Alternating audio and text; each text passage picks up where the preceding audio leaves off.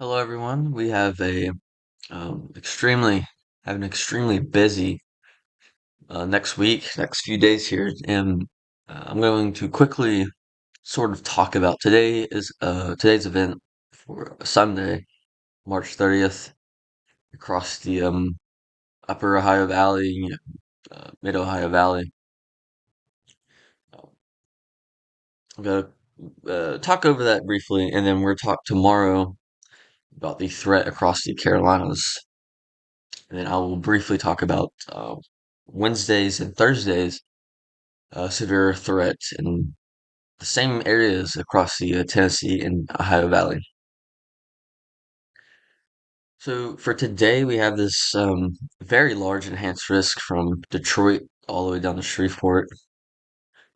It has grown since the last time I made that video. It has expanded eastward, almost clipping the West Virginia border. It might be actually. That slight risk is pushed back through most of central West Virginia, western Pennsylvania, and even trying to stretch into central Texas. So with this large enhanced risk, we're going to have a pretty large tornado threat. Um, we can see this 5% from just south of Detroit down all the way to Shreveport again. Um, trying to reach Huntington, West Virginia, Indianapolis, also Chicago, right on the line.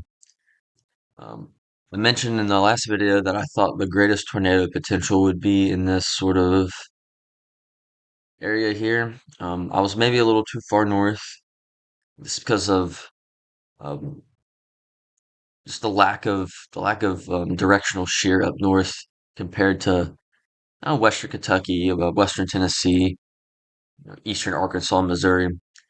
Seems a lot more favorable down here. I still think your greatest threat for a strong tornado is going to be southern Indiana, Illinois, Western Kentucky, and then far eastern Missouri, somewhere in this top hatch region. But that's just me. But of course, if you do perhaps reside in this 10% hatched, be weather aware no matter what.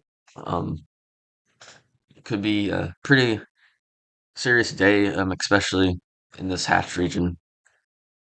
Here is our damaging wind threat. We have a very large 45% risk. Essentially, the entire state of Indiana, half of Kentucky on the western end, and then half of Tennessee on the western end. And then, of course, eastern Illinois, far eastern Missouri, and eastern Arkansas. Winds up to 80 miles per hour is very possible in this pink region. Even larger wind gusts could be possible. Would not be surprised. Um, Even in the 30% and the 15%, I would be on the watch for 60 mile per hour plus wind gusts throughout the night. And then early day, if you're on the western side of this 15-30% risk. Here's the hail. Not as Hail's not going to be as of um, an issue throughout the night, but when these storms first initiate and sort of start clustering together, that's when you'll have these large hailstones possible up to 2 inches in diameter or larger. So if you're in this hatch region, especially in the 30%, again, be weather aware. Just make sure your cars are, if that's possible, make sure they're protected in the garage or something. But um, yeah, some large hail is certainly possible, and through Dallas all the way up through really almost Indianapolis. Show you what the kind of just show you what the radar could look like here.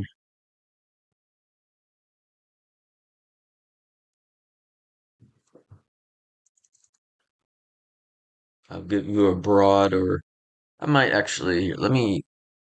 I will zoom this in here just to give us a better view of the area I'm focusing on. There, I should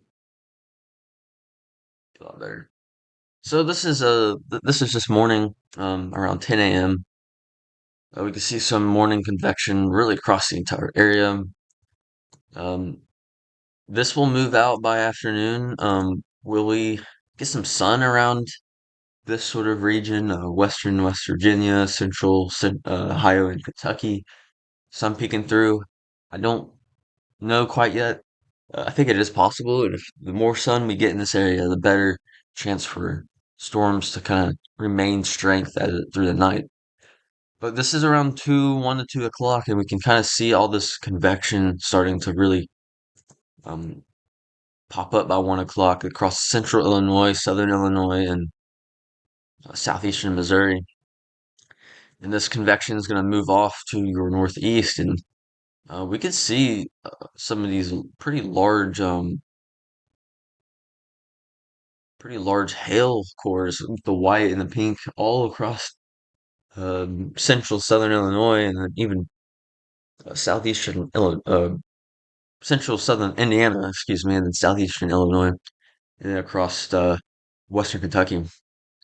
Some large hailstones possible, and we can see that on this latest model run. Um, but Indianapolis, Louisville, Cincinnati, your first round is going to be early afternoon between 2 to 4, 2 to 5 p.m., and then possibly a second round behind, especially Louisville, Cincinnati, later that night, later into the evening. Um, our greatest tornado risk, again, seems to be in this area, these little dark shaded patches. That just indicates a lot of mid and lower level rotation within these storms the model's picking up, which I will also show that in a second. But we can see across southern Missouri, southern Illinois, western Kentucky, we can see this kind of even through western Tennessee and north eastern Arkansas. That is going to be the greatest tornado threat for today in this general area right through here. So if you live in this, from Louisville down to maybe Nashville, Memphis, um, Evansville, Indiana, up through even Indianapolis potentially. Maybe not that far north, but um, all in that area is going to be undergone for a potential strong tornado. But as we move on through the evening, we can see this linear sort of mode start to set up through central Ohio and then droop its way down to central Kentucky. But we can see these discrete cells ahead of the line through central Kentucky. These things are going to be probably massive hail producers at night, um, going through Lexington and going around and near the Lexington area.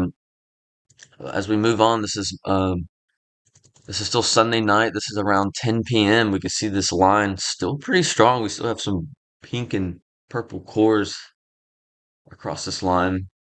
And as we move on, we can see this line finally sort of reach our western West Virginia and then our eastern Kentucky regions.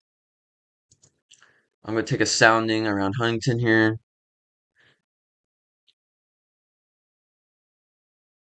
Marginal severe, they go actually an hour or two behind. So yeah, we have a decent sort of curvature. Nothing uh, really points out too negative, too severe, I should say, on the photographs and on the sounding. So that's definitely not a bad sign right there. But as that line moves through, it starts weakening rapidly once it hits the mountains. So I wanted to show this is the updraft. This is updraft helicity, and this is just telling us where what storms will have some good mid-level rotation within its updraft or within its structure. And this is often a good indicator for pretty damaging winds and then tornadoes as well. So this is this evening here by 7 o'clock. We can see some higher helicity tracks across that tornado increased region, threat increased region, southern Illinois, eastern Missouri, western Kentucky. And as we go on through the night here, we see some decent tracks across West Virginia, Kentucky, even southern Ohio, mid Tennessee. Um, so this area is going to have to watch out for, um, maybe more damaging wind threat across this region through, eastern Kentucky, central Ohio, western West Virginia, but more of a tornado threat further west into the mid Ohio Valley. So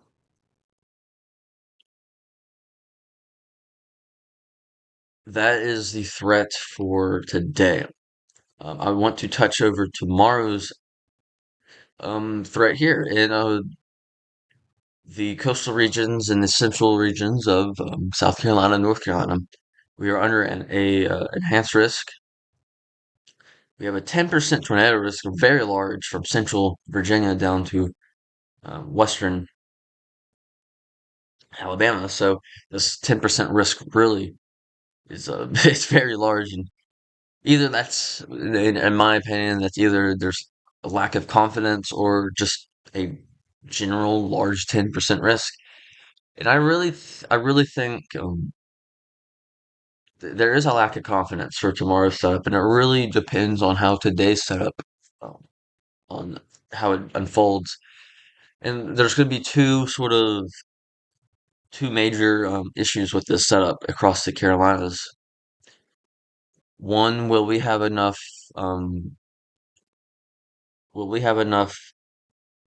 kinematic, um, enough kinematics to really help with the damaging wind and with the tornado threat? Um, Here's the damaging wind threat. We have a 30% risk from central North Carolina down to that same spot in Alabama. But will we have enough kinematic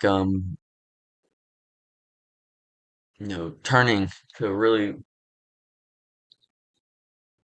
really produce these tornadoes, especially up north, where that issue is going to become a lot more favorable. I'd say even from central South Carolina northward, this 10% could be slashed to a 5%. And this 10% can really be focused down on here where the kind of where the wind threat is, maybe not as far north, but kinematically, the system does not look great, which is not very common from down here. Um, guess that's what I've been trying to say, but kinematic wise, we may not have enough of turning in the atmosphere. We may not have really those fast speeds where the shear, and I'll show that right now actually. This is the NAM model. Um, this is Monday Monday evening, and we can see this is our little shortwave here coming through, this energy through here, and it just only approaches 60 knots. So this is not strong at all. You really want your winds 75, 80 knots. 60 knots isn't going to really cut it kinematically. So, but thermodynamic wise, the system is fairly fairly strong in, and that moisture advection is going to be very very dominant across the central South Carolina, North Carolina area, and I'll show that right now for you guys. These are dew points here. So this is Monday morning. We can already see some mid 60s across North Carolina, South Carolina, and southward. Um, and as the afternoon goes on, I mean, we see some mid 60s to really start to cake in across the coastal regions and even parts of the central South Carolina region. So moisture in this case, not an issue. Let's look at our CAPE, or convective available potential energy.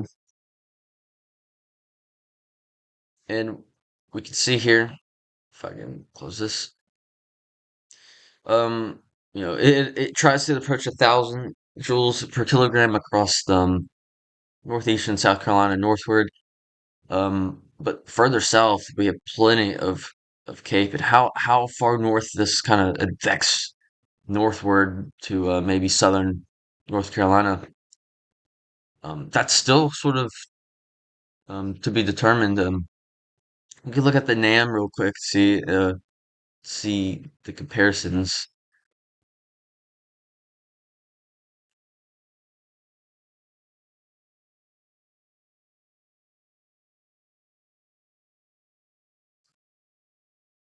So this is Monday afternoon, and yeah, the NAM is a lot more bullish um, on this instability getting evected northward. I mean, we're seeing 1,500 up through Virginia, even Pennsylvania, and we're seeing 2,000 to 2,500 being evected across central South Carolina. So yeah, the NAM is a lot more bullish with the instability. That's what I'm. This is another example of the sort of uncertainties with this event. We can compare same time. This is the HRRR, same time, almost no cape, almost no cape. And if we go to the NAM, look how different this is.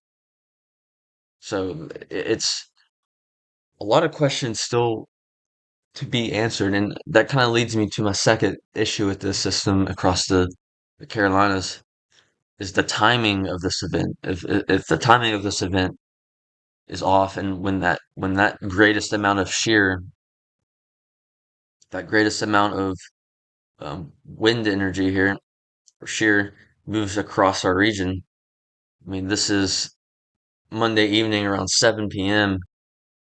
Um, you know, the greatest timing of instability mixing in with the greatest shear with daylight heat. That is the biggest question. Will those be enough? Will those three be enough to really cause this damaging wind threat and tornado threat to really be more confident? But let's quickly sort of go through what the radar looks like. So this is Monday afternoon, 1 o'clock. We can see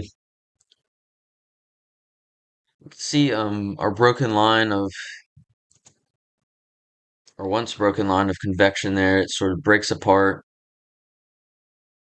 And by 1 o'clock, we could see the remnants of it through Virginia, North Carolina, and then Georgia. And as we slowly go, I mean, this is the HRRR this morning. This is around 4 p.m. I mean, look at that. This thing is spitting out a pretty monstrous windbag across central North Carolina. I mean, that could have easily winds up to 78 miles per hour.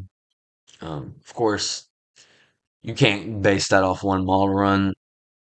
That place may not even see anything, but we can see a potential maybe cell or two across central North Carolina in the early afternoon. But as we move on throughout the day here, um, we can see our storms really start to fire up and organize and move across our central North Carolina, South Carolina coastal regions through the evening and night.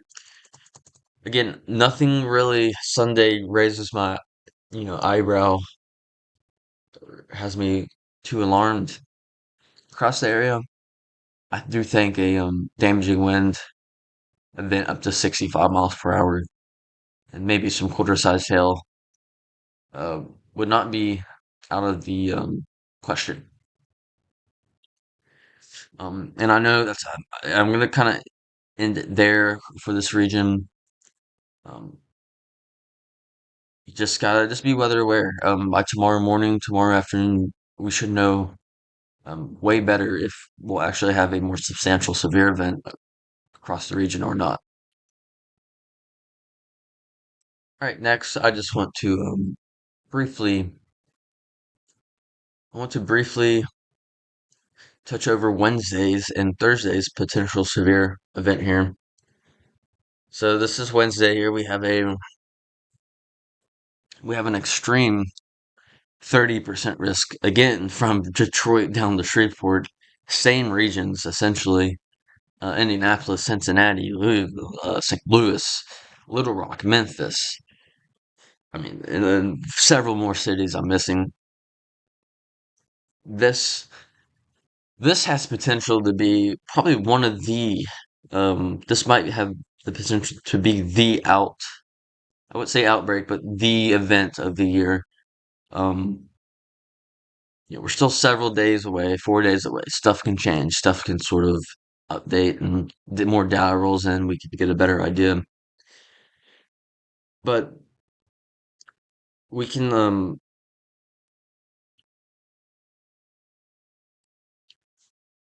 a lot of these areas can see some very large hail, damaging winds, several possible significant tornadoes. Um, the hail threat seems to be a lot more focused on the southern part of this 30% risk. Damaging wind threat, pretty much all of this 30% risk of tornado risk seems to be the central 30 down to the southern 30. This northern 30, maybe not as much, but again, as more data rolls in, we will see. So this is our upper air maps on the Euro here. So this is Tuesday night, and we can see our massive just trough here across our western part of the country. We have winds approaching 95 to 100 knots. Um, Very impressive. And as we move on through the day, Wednesday, this is Wednesday morning, we can see our surface lows start to develop over South Dakota here and move pretty much eastward. But as we go Wednesday afternoon, we're gonna have a jet streak of almost 120 knots. It very well could approach 120 knots across southern Iowa, northern Missouri. But this gets advected into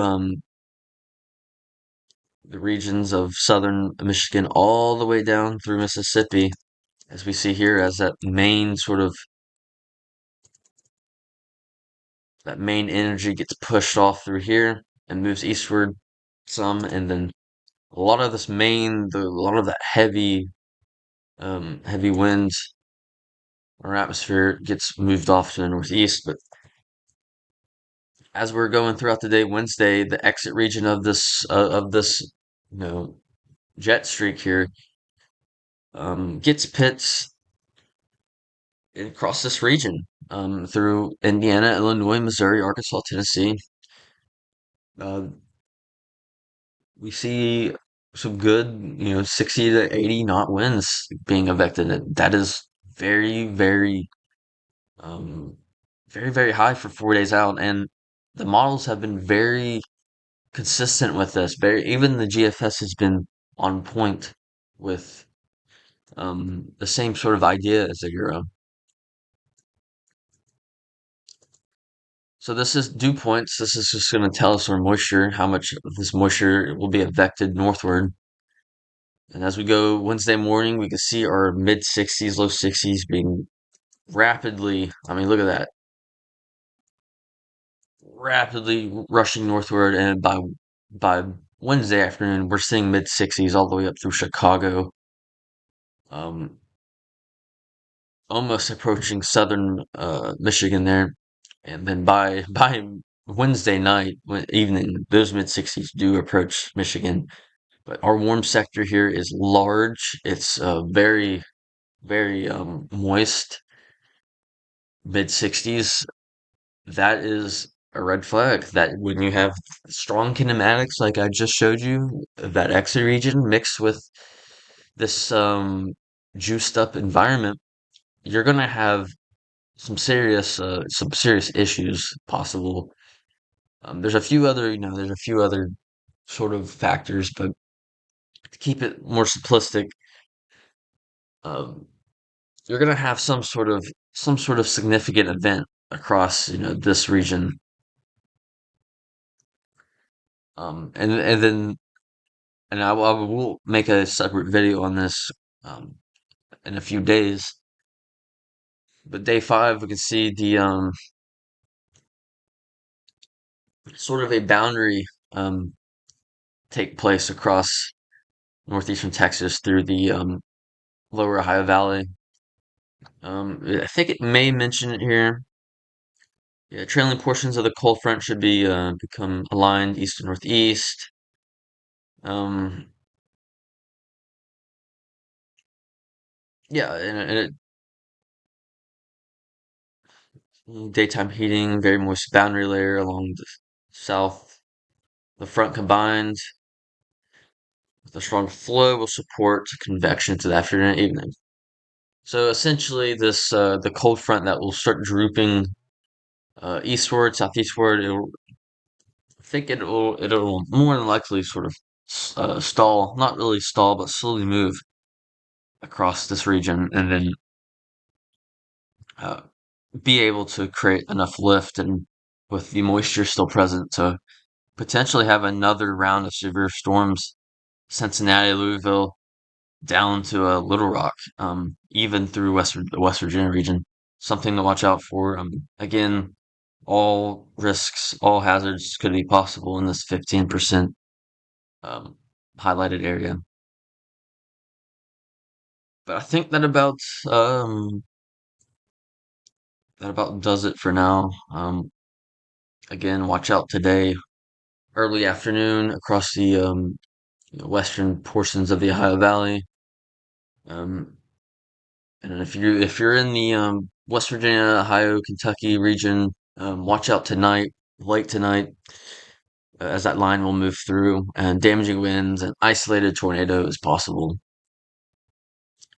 But until then, I will have more updates in the next day or so. Oh yeah, I did want to share this too. I'm so sorry. This is just another sort of analog, sort of just different forecast I'll look at. This is from Colorado State University. This is for Wednesday. We can see the National Weather Service risk here, and this is their sort of output here. Very, very similar, very similar. Maybe more north on the severe side, on the significant severe weather potential, but very in line. Very in line with the National Weather Service's forecast. So again, this just fortifies that agreement that Wednesday could be a very significant day across the Tennessee Ohio valleys. Look at day five here. We see National Weather Service risk, and we can see Colorado States. Yeah, really central West Virginia down through northeastern Texas with maybe a highlighted area through central Arkansas and western Tennessee. So keeping an eye on that for sure. But today's risk, just be aware for these storms to sort of move through the afternoon and evening. Large hail, damaging winds, isolated tornado main threat. But until then, I will talk to you guys later.